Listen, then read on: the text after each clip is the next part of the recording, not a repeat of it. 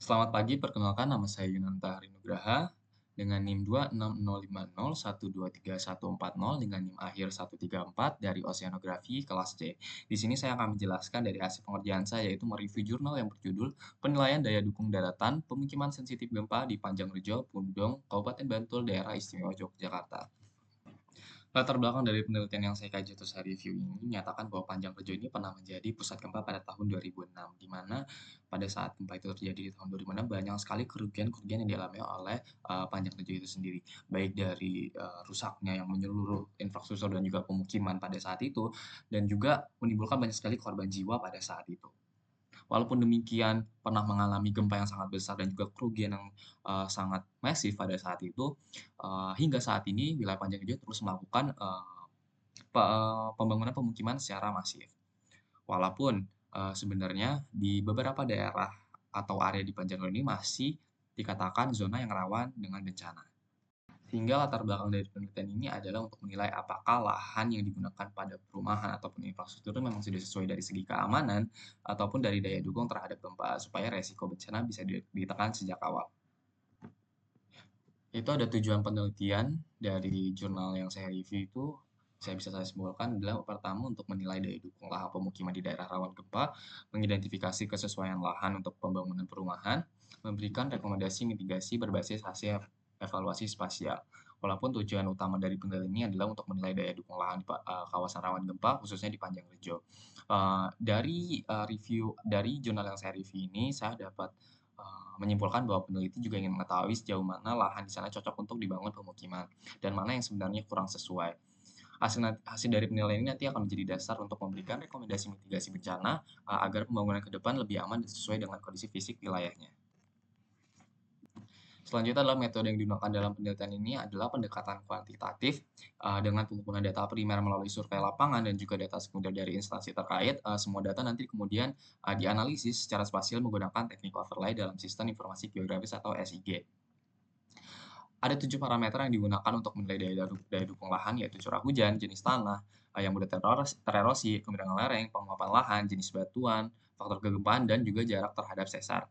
Masing-masing parameter nanti diambil dari data sekunder dan kemudian dikonfirmasi di lapangan untuk memastikan keakuratan.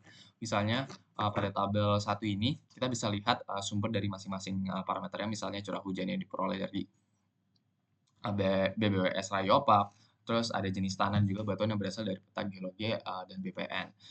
Parameter ini kemudian nanti diberi skor seperti yang terlihat di tabel 2 ini, dengan nilai minimumnya ada 1 dan maksimumnya ada 5 untuk sebagian besar variabelnya. Nanti hasil skor yang dari tiap parameter dijumlahkan, itu nanti diklasifikasikan juga dalam tabel 3 seperti ini.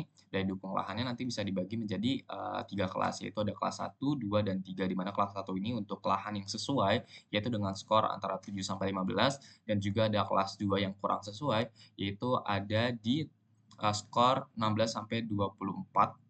Terus ada kelas 3 yang tidak sesuai, yaitu bernilai 25 sampai 33.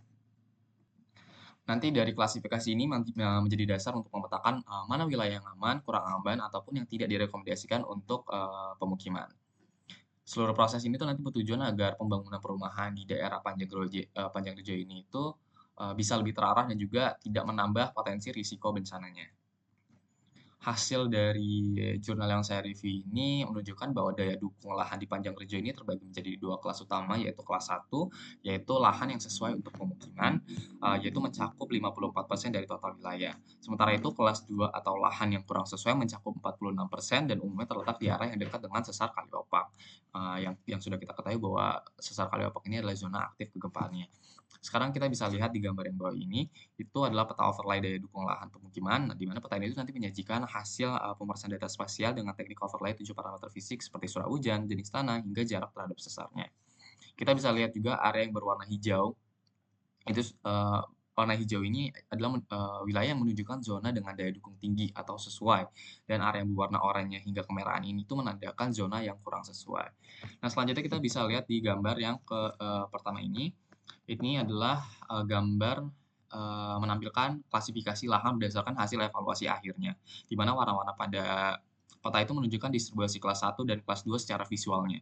terlihat kalau misalnya sebagian besar di zona yang dekat dengan sesar ini itu pasti, berada di dalam kelas 2, yang artinya tidak direkomendasikan untuk pemukiman ataupun pembangunan infrastruktur tanpa adanya upaya mitigasi khusus.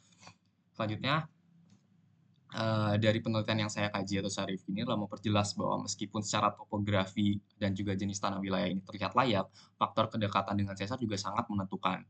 Sehingga wilayah yang sudah terlanjur dibangun di zona kelas 2 ini perlu, perhatian khusus atau dilengkapi dengan struktur bangunan tahan gempa dan penataan, ruang yang responsif terhadap bencana. Kesimpulan dari, penelitian atau jurnal yang saya review ini adalah, sebagian besar wilayah di Panjang Tujuh ini memiliki daya dukung lahan yang sesuai untuk pemukiman, yaitu tadi sebesar 54%. Namun, hampir setengahnya juga tergolong kurang sesuai, berada di angka 46% karena berada di dekat dengan zona sesar aktif, gitu. Evaluasi berbasis GIS juga membantu memetakan zona rawan secara spasial, sehingga dari kesimpulan, jurnal ini penting untuk mendukung mitigasi bencana dan juga perencanaan pemukiman yang aman di wilayah rawan gempa. Mungkin, sekian video penjelasan yang saya buat untuk tugas, review jurnal ini. Sebelumnya saya ucapkan terima kasih banyak dan mohon maaf jika terdapat kesalahan, dalam saya menyampaikan. Sebelumnya, terima kasih. Wassalamualaikum warahmatullahi wabarakatuh.